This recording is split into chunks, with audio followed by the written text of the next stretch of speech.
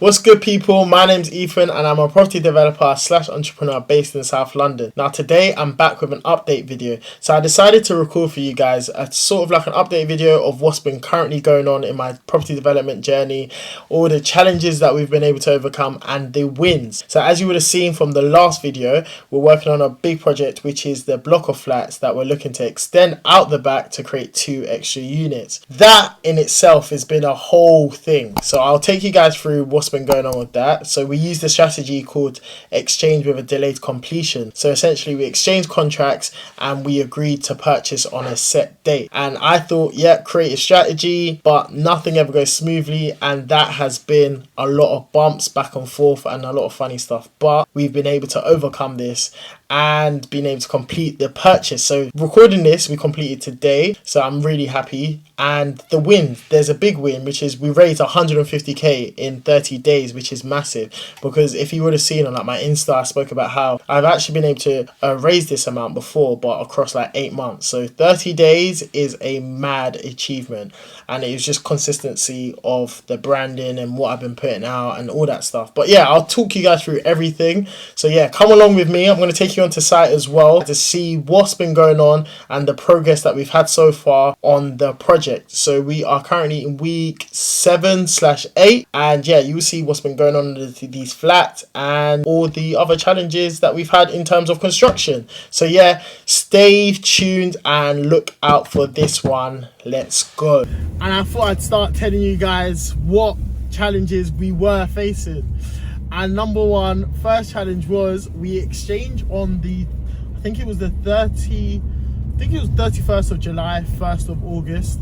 And then I kind of realized that the funds that we were meant to use to complete just wasn't coming in. Well, it wasn't going to come in the time that we thought it'd come in. So essentially, I was stuck with the need to raise finance. And this was a massive shock because I needed to raise £150,000, and essentially that needed to be done in 30 days, which is insane.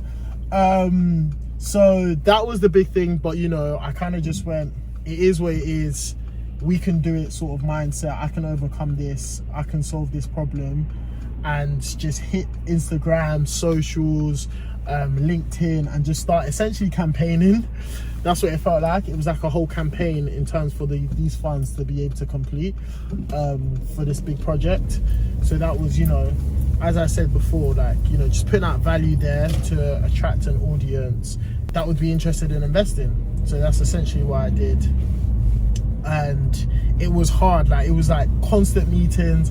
Like, I was going to coffee shops in London and just making conversation with anyone, because you never know who could, you know, who could be a potential investor. So it was literally this was the most uncomfortable I've ever felt. Like, I'm telling you guys, I couldn't sleep because every time, yeah, I'd be out chilling, then I'd realize, I'd be like, shit, I have to raise over 100 grand in the next 30 days because we had agreed to complete on the 7th of September. Bearing in mind, guys, today is the 5th of October. So yeah, deep it, that is a whole load of fees that I've had to pay to be able to even get to this point of completion today. But it is what it is. We've been able to overcome it and we're all through that. So that was basically the first thing but to be fair, I say the first thing, but it was essentially the biggest challenge. Oh yeah, no, it wasn't. So it was finding the funds. That was the first challenge that we had, was finding the funds. And you know, thank God, whilst I went on holiday, so I went to Dubai. I was in Dubai whilst, you know, I was meant to be raising funds, but this was a trip that I had booked already for my birthday. So I was in Dubai and I couldn't even enjoy that to the fullest because I kept on thinking every time that, you know, I'd be out and about, then I think I need to raise these funds. But it is what it is. But luckily on the last week of being at Dubai, you know, the last few days, I was able to agree 100k investor, which is a big win for myself and the business, because yeah, that's our biggest sole investor, which is 100k, which we was able to secure that. Yeah, that was a really big win for us. So I was really happy about that. But that's not where the problems, you know, stopped. So me thinking, yep, I've got all the funds now, sent it to my solicitor, and you know, I thought this, and we did this like around the 10th of September. So I thought, yeah, we're all good now. We've sent the funds in, we're good to go, good to complete. But to my surprise, yeah, that was only the beginning of the next set of problems. So essentially the solicitors were digging. I don't know what the solicitor had against me, the lender solicitors. So when you are dealing with like the bridge and finance company, you deal with the lender's solicitors. They have a set of solicitors that they use, and I don't know, they had something against me because they were digging for something. I don't know what they were digging for. I think they thought I was money laundering, but because of the times that we were in as well, so much had happened. So another theory was that they weren't trying to lend to me because I had locked in this interest rate like months ago, and obviously there's been a massive hike in interest rates over the last couple of weeks. So my theory was they didn't want to lend to me, so they was trying to find every possible excuse to not lend to me. Thank you. To not lend to me. So they were literally asking for mad documents, asking for documents that I had already sent. They were asking for pay slips that I didn't even have access to, asking for source of funds, yeah. But so much happened, and that's what delayed it. So that process alone delayed it by like an extra 3 weeks. So bearing in mind, we've got the money, we've got the funds to complete. The vendor is belling off my line like every single day, like every hour of every day, saying, why haven't we completed yet? Have you got the funds? You're wasting time now, you know. And I had nothing to say to him, because there were times when I thought we was about to complete and then nothing would happen. Then the solicitor would then ask for to see more information from us. So yeah, it was a big headache, but yeah, happy that we're here now. So we're on site. There was a bit of delay, so it's gone a bit darker because I just had to sort something out with my builders and stuff, and I'm gonna go straight into it in terms of the block. So as you lot may have remembered from the last vlog, is the whole block here, and I will show you what is going on. So yeah, carrying on from the story that I was going on about. So yeah, we finally completed today.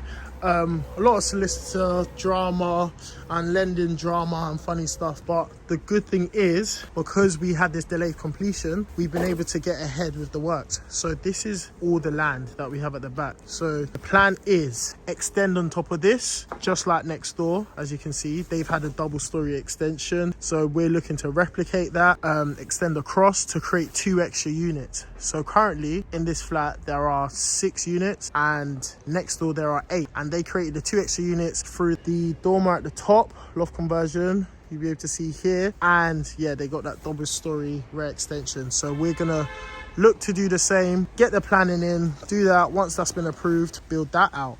And also all this space, like this space is crazy. We've got so much space at the back here. Looking to also build and see what we can get, maybe like an outbuilding. So we've got loads of little plans. Like I thought maybe an annex to just Airbnb, just parking space, could just be parking space, rent out the parking space, like an outbuilding, because my end users for these are like, they're all 1-bed flats, right? So end users will be professionals that are looking to get into London, because the closest station gets you into London within like 10 minutes. So an outbuilding, so that when they invite their friends, they can chill in there. But we'll see.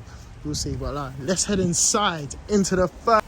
So unfortunately, I've actually forgotten my keys, so we don't have access into the first flat.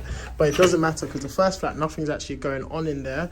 But as you can see, we have all this communal area, which a lot of work needs doing to it, but that will all be sorted once we finish acquiring the freehold. So we'll be looking to, you know, freshen up this place, make sure it's nice, bright and airy and stuff, and yeah, create a nice environment for all of the flats. So this is the first floor flat. So this is where most of our attention has been going towards. So entering here, nice, bright. Let's go into the bedroom first, actually. Into the bedroom, you can see here, we've got the boiler in there, so that's been painted. That's been boxed off. Now, a lovely double-sized 1-bedroom. Look at the lights. Look at the lights. And what we've done here is we've been able to build this cupboard here.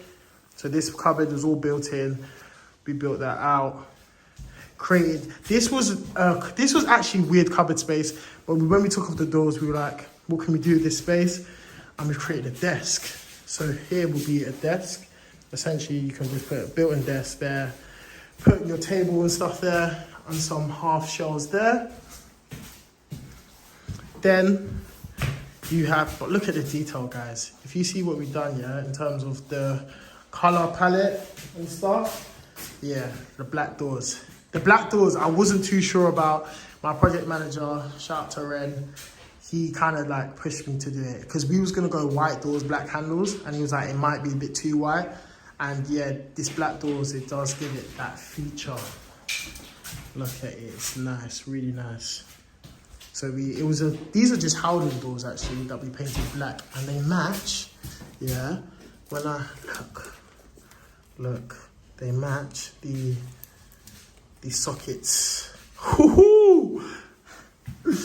Yeah, they match the sockets. So yeah, this is the 1-bedroom, and then going into here, this is the open plan living room. So this wasn't open plan before. We actually opened it up over here. So we bust this open to be able to create some natural light into the kitchen, because previously the entrance to the kitchen was round the other side and you had to go through the bathroom to get there. But now we created this space here, so you know it benefits from the spotlights there and natural lighting. So everything will be integrated to make sure it's nice and sleek. Then moving here, details again. Now moving on into the bathroom quick. You can see what we're trying to do here. I know you lot can see what's going on here. You can see what's going on. I don't even need to talk too much about this bathroom, but just know, oh, I can't wait for this bathroom to be done. So I'm going to probably do another video on going through all the prices of everything as well. So yeah, stay tuned for that. So that's flat number 2 complete. Flat number 2. So that is flat number 2 complete, and I'm going to take you to flat number 3. But bearing in mind, there's not going to be any light in there because funny thing, we've done the first fix on it, we started the second fix, but there's not actually a ceiling on the roof on that. Whole nother story, because we've had to go into the loft to change something, to fix the roof, and that was the other construction issue that we had. The roof had a hole in it, so we had to repair the hole in the roof, which usually wouldn't be our role because at the moment, like, we hadn't finished purchasing the freehold or the property, so you would go to the freehold, but it was holding us up, so we had to take the hit of that cost to be able to do it so that we can get and move on with things. So scaffolders are actually coming tomorrow to fix that. But yeah, I'll see what I can show you. And unfortunately, because it got dark, because I had stuff to do, but I'll show you what's going on in the top floor flat. Hope you guys can basically see what we're trying to do. Like, these are really big one size, one beds. And where the location is, our end users are going to be essentially young professionals. So we want to be creating that nice environment, making sure that it's all big and it's spacious as well. Because, you know, when you're buying a 1-bed, sometimes a lot of them are cramped, and we don't want them to feel like studios. We want them to literally feel like 1-beds. So that's a big thing as well. So yeah, let's head over to the top floor flat, which is the final flat, and see what I can show of that. Heading up, I call this the scary flat because, boy, if you saw what's going on in this flat, it's mad. Okay, into the scary flat, yeah. This is the top floor flat, and this one's still going ahead, but as I said before, you'll see. I'll stop talking and just start showing you guys. Look at the bathroom. So you can see the quality that we're going for. Very nice, high spec. Look at the black radiators and the black finishes. That matches the black tiles. Wow. And the taps. Yes. So this is the bathroom. This is the bathroom in this place. And look, looks all right here, and then boom. Guys, we've actually got birds. Look, you can hear that. Those are the birds that have gone into the loft. That's the problem that we have here, we're facing here, because there's a hole in the loft and there was birds. We didn't realise there was birds in the loft, obviously, when I first came to view it. It wasn't until when we started working on this place, when we were doing the first fix, the electrician went up there and was like, you know, there's birds up there. Just hear birds. And yeah, it's a bit of a mad thing. Like, luckily, I'm not... Normally, I'd be scared. But here, we have also open planned. So this is the front dining area. And it opens up into the kitchen here. So the kitchen has like nice like French doors type of thing that come out. That we're going to put some life back into. Probably paint them black to match the finishes. And it opens up into this kitchen here. So this kitchen has had to be rejigged because of the tight space, but we're still going to make it work somehow. New boiler went in today. That's all good. Then another thing, need to find a flue long enough because it goes straight into the ceiling. But yeah, this is the kitchen here, which I did like the shape of it, to be fair. I prefer this shape better than the one downstairs. But as you can see, what we're going to do, same type of finishing here with the black sockets. Going to have sofa going across here and TV up there. And look, this is what I mean, yeah. Look at the birds taking the absolute mick. It is mad. But let's go moving into this room here. Again, it's going to replicate downstairs. So all the layout is going to be the same. So eventually we're going to build out wardrobes across there. Probably have the same type of built-in desk as well here. And yeah. But as you can see, we've been able to get far ahead in this refurb in terms of, you know, we was able to do all of this whilst we didn't actually complete on the property, which meant that we save on the finance costs of the bridge. So we're using a bridge to purchase the 3 flats. So we're saving on the finance costs of the bridge. So yeah. But yeah, sorry it was a bit dark in the last flat, but hopefully you guys was able to see what we're working with, the standard that we're going for, and the potential that this block has. Because coming into this, you need to have your developer eyes on to be able to see and envision their end product, because there was so much work going on in here, and whenever I brought someone over, they tell me how scary it is. But after all those challenges and small wins along the way, I'm still here. So as they say, tough times don't last, tough people do, and I'm the tough man here. Yeah. So yeah, I'm glad that we've been able to finally complete on this one, so I can showcase a lot more of what's going to be going on in here. And yeah, guys, just stay tuned for more. Just stay tuned on the figures, especially, because that's where it gets proper exciting. It's the figures, and hopefully you lot can hear me. And yeah, thank you for watching. Subscribe for more. Go on my Instagram, because I'm always here. It's literally 5 minutes from my house, so whenever I'm just bored at home, I just decide to come and see what's going on here and look at the progress. So yeah, stay tuned for more, and I'll see you guys later in the next video. Bye-bye.